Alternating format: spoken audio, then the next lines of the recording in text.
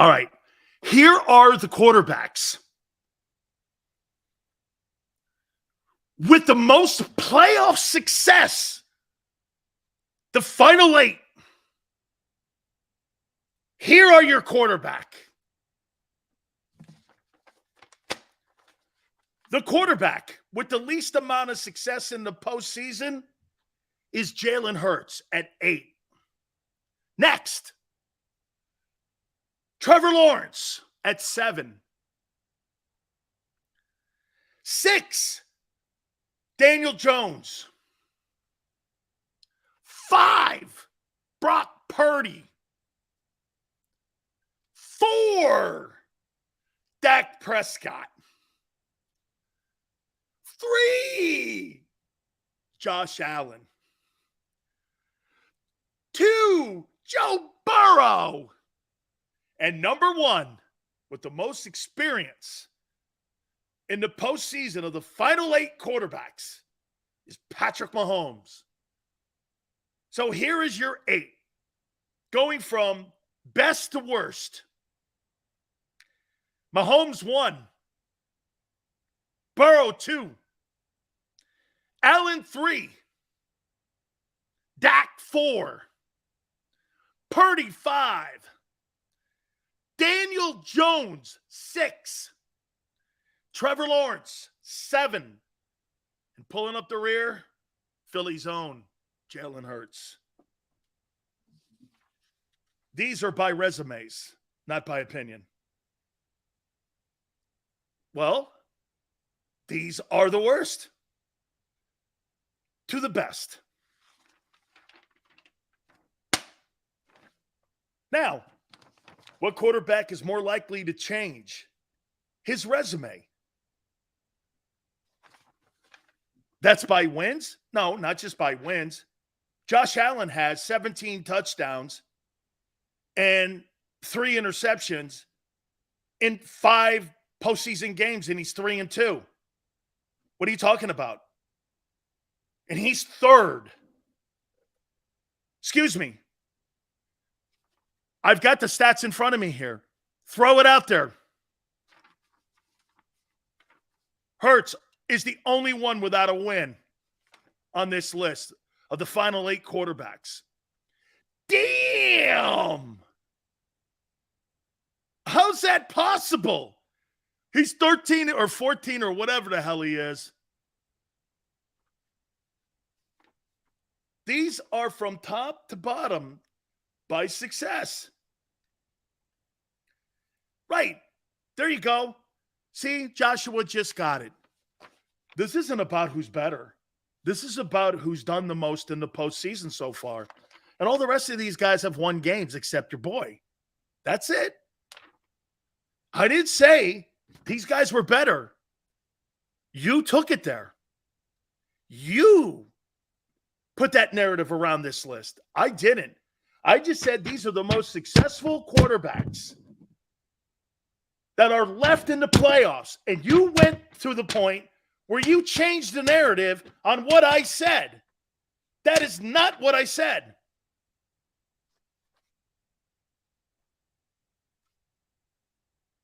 Dan, only having to play the Giants to get in. That's not the point. That's not the point. Nobody thought Daniel Jones was going to go and play like that. Daniel Jones was a superstar in that game against Minnesota.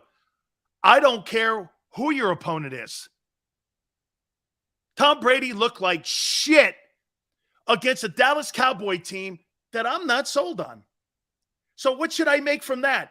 Dak is superstar, and he has now going to take the quarterback reign again on being Dakota Rain Prescott, and he's the guy. I'm not there. I'm not there with him. Do you understand that I think, if I'm not mistaken, that's like Dak's second playoff win? I'm not there with him. I'm not there with him. Here's the point. Jalen, we don't know if he's going to play well. We have no idea. I don't. I'm going by resumes. Jalen hasn't played in the playoffs this year because he put his team in a position. Great. Fantastic. We shall see. You don't get credit for that. You get credit when you build your legacy by playing.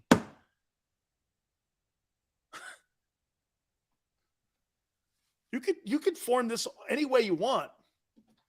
I never said who's better. I said who's won more and who's performed better in the postseason. And once again, you don't like it when Big Sills brings up a person's resume. And what you try to do is shit on, and this is standard. Somebody said this yesterday. You shit on others to elevate your guy. Well, your guy can't be elevated here until he wins.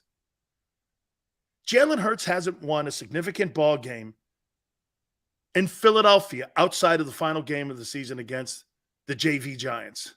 That's it. Significant games are playoff games. Cowboy games. Those are significant games.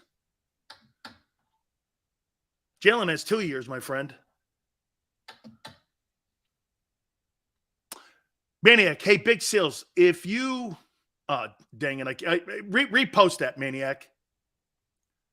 Jalen wants big money. He better play big in these playoff games. James, that's what Daniel Jones has done. Daniel Jones has put himself in a position to make the Giants have to make a pretty significant move. East Camden, look at what he did. That means nothing Saturday night. Nothing. That means nothing Saturday night. Nothing. If they get bounced again and he plays like shit, good luck paying him. Hey, Big Sills, if you pray, can you just pray tonight real quick for my dad? His name is Mark, and he's having stage 3 oral. Of course, dude. Maniac. Of course. You know I'm a man of God. I think Hurts wants to win more than the money. Yale. Yale. Yale. We're talking about $250 million. Okay? We're talking about $250 million. Okay? Don't ever just go, well, I think he wants to win more than the money. Dude, that's high school shit. This is big league ball here, man. This is $250 million. Okay? Yeah. I don't know, man. If he loses, his rep is trashed. Yeah, because all those things that one guy said, 14-1, the NFL quarterback of the century and the quarterback of the month and all that other shit won't mean dick. It won't mean anything. Whoa. Big Sills comparing Dimes Jones to all pro? That's right. Joe Burrow didn't make it. He's not better than Joe. Oh, good. Good for your all pro. That's great. That's a great title. Good for you. Good title. Great title. Dimes Jones has won a playoff game. Your guy hasn't. I didn't compare him. You are. I'm not comparing. I'm giving you factual facts on people who have had success in the postseason. I never said who's better. You did. I said it for the 4th time now. I never said Dimes Jones is better. I said Dimes Jones has had more success than your guy. Factual. No other way around it, which means let's see what he does in his second playoff game. Because his first one was horrible. Facts.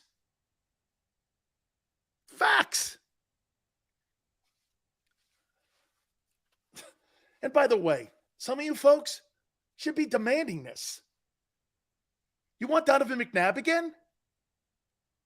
Or are you comfortable with Donovan McNabb? Dude, don't ever settle for a guy like that. Settle for somebody who wants, and I believe that he's a better quarterback talent than McNabb. I think Jalen Hurts is a better quarterback talent, and I would rather have Jalen Hurts as my quarterback than Donovan McNabb.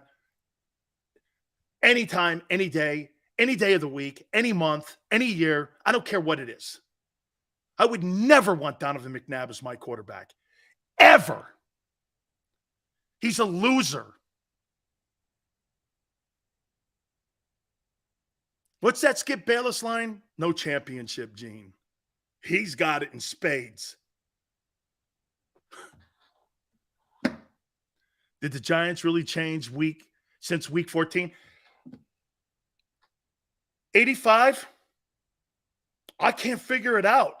That team that I saw them play, Minnesota, I didn't recognize it. I don't know. Remember what I said yesterday, 85? I want to see him do it again against the Eagles on Saturday night. I don't know. I've never seen a transformation. It was almost like they've had a lobotomy or something. I've never seen anything like that. Okay? Yeah. McNabb had a better arm. Jalen's a better quarterback. Then again, Aaron Rodgers had a better arm than Tom Brady. Brady's a better quarterback. Happens. Yeah. McNabb had a better arm. Jalen's a better quarterback. Brady's a better quarterback than Aaron Rodgers. Aaron Rodgers is a better talent. Who's had the most success? Once again, resumes. And legacies matter in the postseason. That's my take. It's not an off take. Jalen has no legacy so far in Philadelphia. Nothing. He's built nothing. Shit, man. Actually, Wentz has more of a legacy than Jalen Hurts right now. First 3 years in the league, I would take Wentz's resume. Wentz helped the team win a Super Bowl. Wentz was in the conversation just like Jalen was for MVP. Both guys in the first 3 years, I don't know. One guy threw for the NFL lead in touchdown passes, threw 33 passes. I mean, in the first 3 years, Wentz had more success than Jalen did. His team actually won a Super Bowl. We'll see if Jalen does. Philadelphia has never had a quarterback lead a team to the Super Bowl and win it. The only quarterback that's ever led a team to the Super Bowl is Ben Jaworski. And McNabb. And McNabb. Oh, Tank, people don't like when you start throwing facts. Because remember something, facts are controversial. People like to be lied to. Remember that. McNabb's the best quarterback in Eagle history. Petty and a loser. Petty and a loser. Taking shots at D-Jax because he was the first player in the history of the Pro Bowl to make it as a kick returner and a wide receiver. And he's going around the Pro Bowl telling everybody that Deshaun Jackson should have never been named that. Dude, you should be rooting for your guy instead of shitting on your guy. Terrible teammate. And all of you blame T.O. T.O. was right. The guy's a loser. See, the problem with T.O. is he can't keep his emotions in his holster. That's his problem. Can't keep it in his holster. He spits stupid shit out, too. Jaws was great. Cunningham was better than McNabb. No question. Randall was a great player. He just had shit players on offense and the offensive line around him. Keith Jackson and Byers and them dudes were good players, man. They were good. They were good ball players. I think Urban Fryer was there too. They were good, skilled guys on that team. They just didn't have the O-line to keep the Giants and the Redskins off them.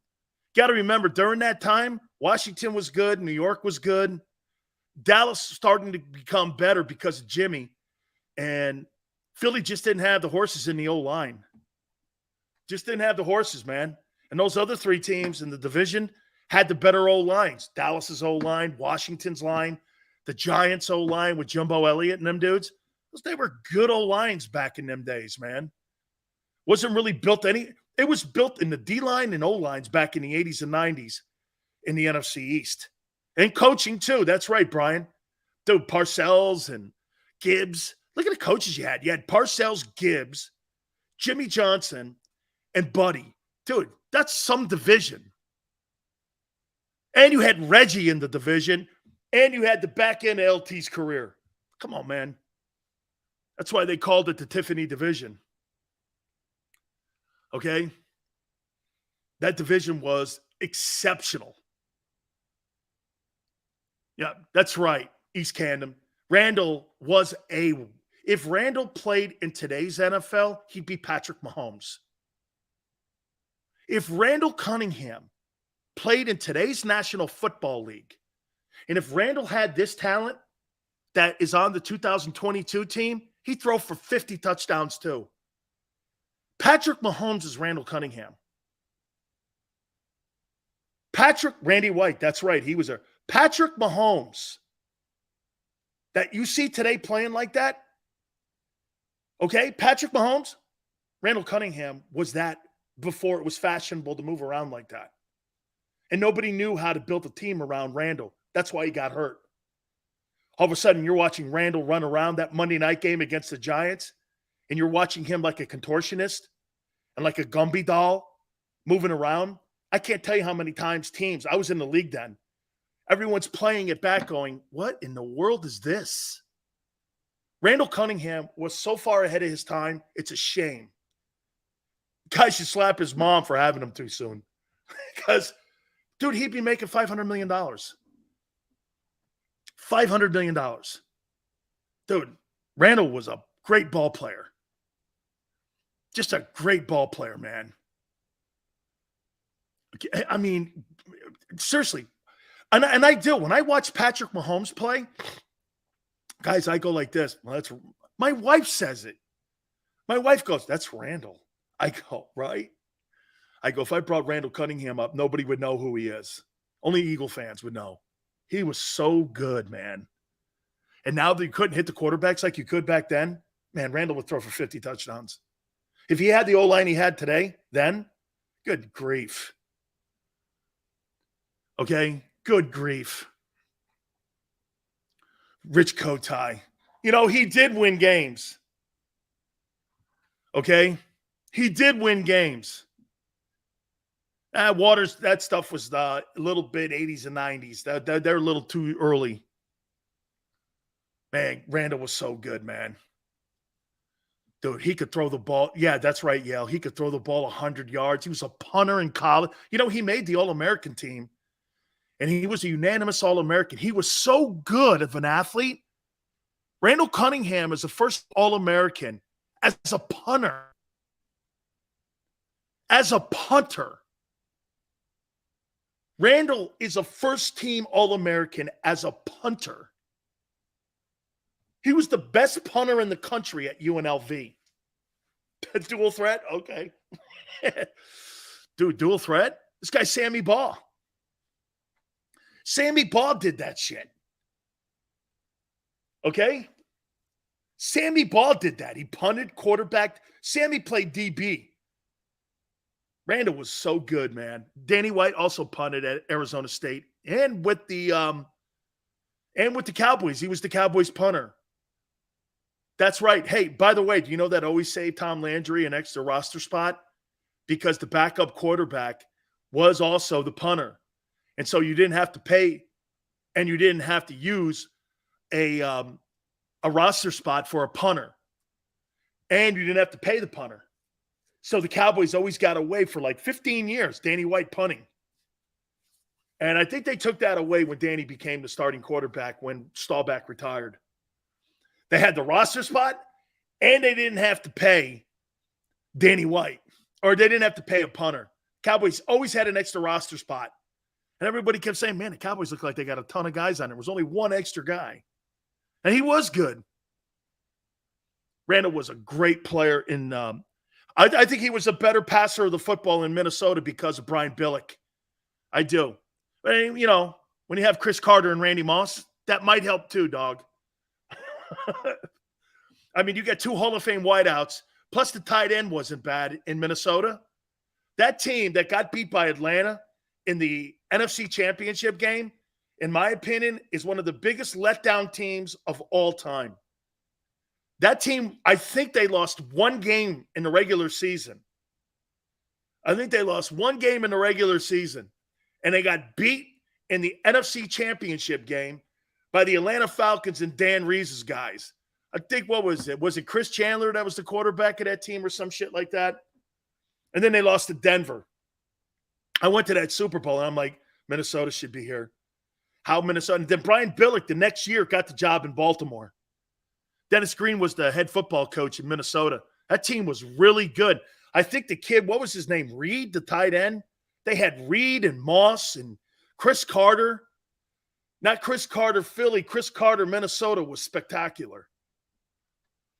Yeah, the Dirty Birds beat them. That's right. That's exactly what happened there, man. Dude, Randall was so good. Randall, in my opinion, probably my favorite Eagle quarterback.